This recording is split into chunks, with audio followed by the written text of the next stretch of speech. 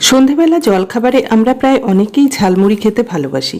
নানা রকমভাবে এই মুড়ি আমরা মেখে খাই। আজ আমি ছোলা আলু দিয়ে একটু অন্যরকমভাবে এই ঝালমুড়ি বানাবো, যেটা খেতে সকলেরই খুব ভালো লাগবে। তাহলে চলুন দেখে নেওয়া যাক আমি কিভাবে এই ঝালমুড়ি বানাই। নমস্কার বন্ধুরা, প্রতিবার রান্নাঘরে সকলকে স্বাগত। এখানে 1 কাপের মতো ছোলা আমি 6 থেকে 8 ঘন্টা ভিজিয়ে রেখেছিলাম। 8 ঘন্টা বাদে ছোলা পরিষ্কার জলে ভালো করে ধুয়ে নিয়েছি। এখন গ্যাস ওভেনে একটা বাটিতে কিছুটা জল বসিয়ে দিয়েছি। ছোলা সেদ্ধ হবে ঠিক সেই অনুসারে জল দিতে হবে। এবার এই জলে 1.5 চামচ লবণ দিয়ে দিলাম। তারপর ভেজানো ছোলাও দিয়ে দিচ্ছি। একটা মিডিয়াম সাইজ আলুকে এরকম ছোট ডুমো ডুমো করে কেটে নিয়েছি। মোটামুটি প্রায় ছোলার সাইজেরই এই আলুটা ডুমো করে কেটে নিয়েছি। আলুগুলোও ছোলার সাথে দিয়ে দিলাম। গ্যাসের ফ্লেম হাইতে করে ছোলা আর আলু সেদ্ধ করে নেব। অনেক সময়ই আমরা কাঁচা ছোলা ভিজিয়ে খাই। হঠাৎ বৃষ্টি এলে বা ইচ্ছে করলে এভাবে ছোলা দিয়ে মুড়ি খেতে বৃষ্টির দিনে তো খুবই ভালো লাগে, এমনি দিনেও খুবই ভালো লাগবে।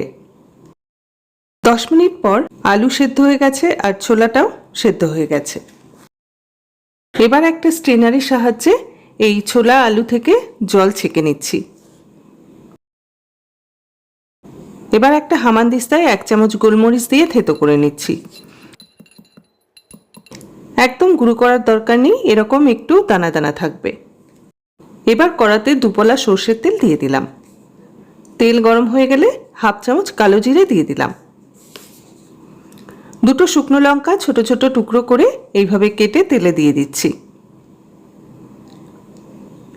লঙ্কা আর কালো জিরে 30 থেকে 40 সেকেন্ড একটু নেড়ে চেড়ে একটা মিডিয়াম সাইজের পেঁয়াজ কুচি দিয়ে দিলাম। পেঁয়াজ যাতে তাড়াতাড়ি নরম হয়ে যায় তার জন্য 1/4 চামচ লবণ দিয়ে দিলাম।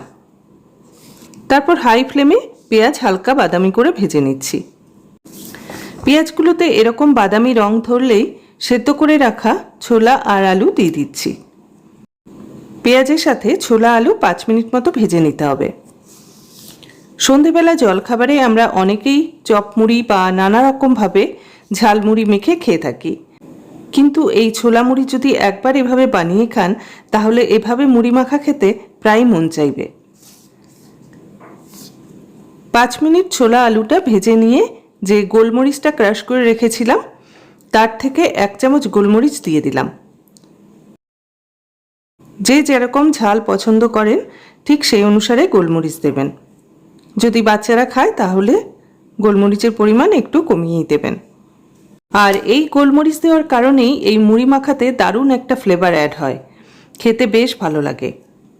ছোলার সাথে 2 মিনিট গোলমরিচ নেড়ে চেড়ে একটু ভেজে নিয়ে গ্যাস অফ করে একটা পাত্রে নামিয়ে রাখছি। এবার ওই কড়াতেই আরও 1 পলা সর্ষের তেল দিয়ে দিলাম। তেল গরম হয়ে গেলে 1/2 চামচ কালো জিরে তেলে দিয়ে দিলাম। 2-3 বার কালো জিরে নেড়ে চেড়ে আমি 1 বাটি মুড়ি দিয়ে দিচ্ছি। আপনারা আপনাদের প্রয়োজন মতো মুড়ি দেবেন। গ্যাসের ফ্লেম মিডিয়ামে করে তেলের সাথে মুড়ি ভেজে নিচ্ছি। এভাবে মুড়ি ভেজে নিলে গরম ছোলার সাথে মুড়ি ভেজে নেওয়ার পরও কিন্তু মুড়ি ক্রিস্পি থাকে। মুড়ি না ভেজে গরম ছোলার সাথে মুড়ি মাখলে কিন্তু মুড়ির সাথে সাথেই মিয়ে যাবে। তাছাড়া এরকম গরম গরম ছোলা মুড়ি খেতেও অনেক ভালো লাগে। অনেক সময় মুড়ি মিয়ে গেলে কড়াতে এরকম নেড়ে নিলে মুড়ি আবার ক্রিস্পি হয়ে যায়। দেখুন আমার এই মুড়ি কিন্তু বেশ ক্রিস্পি, কিন্তু গরম ছোলার সাথে এরকম গরম গরম মুড়ি খেতে দুর্দান্ত লাগে। তাই একটু মুড়িটা কড়াতে নেড়ে নিচ্ছি। ঠান্ডা মুড়ি কিন্তু কড়াতে দেওয়ার সাথে সাথে নেতিয়ে যাবে। তারপর খানিকক্ষণ নাড়াচাড়া করার পরেই আবার মুচমুচে হয়ে যাবে। আর অনবরত মুড়ি নেড়ে চেড়ে যেতে হবে, তা না হলে মুড়ি পুড়ে যেতে পারে। আর গ্যাসের ফ্লেম অবশ্যই লো টু মিডিয়ামে রাখতে হবে। 3 থেকে 4 মিনিটের মধ্যেই মুড়ি ভাজা হয়ে যাবে। মুড়িটা ভাজা হয়ে গেছে, হাত দিয়ে চাপলে গুঁড়ো হয়ে যাচ্ছে। এখন এই মুড়ি একটা পাত্রে নামিয়ে রাখছি। এভাবে কালো জিরে দিয়ে ভেজে মুড়ি আপনারা এয়ারটাইট কৌটোতে ভরে রেখেও দিতে পারেন। চায়ের সাথে এরকম ভাজা মুড়ি খেতেও কিন্তু মন্দ লাগে না। আবার কোথাও যদি বেড়াতে যাবার থাকে তাহলে যদি মুড়ি নিয়ে যান তাহলে এভাবে ভেজে নিয়ে গেলেও কিন্তু মাঝে মাঝে খেতে বেশ ভালোই লাগবে। এবার মুড়ি মেখে নেব, তার জন্য একটা বড় মিক্সিং বলে ভাজা মুড়ি নিয়ে নিলাম।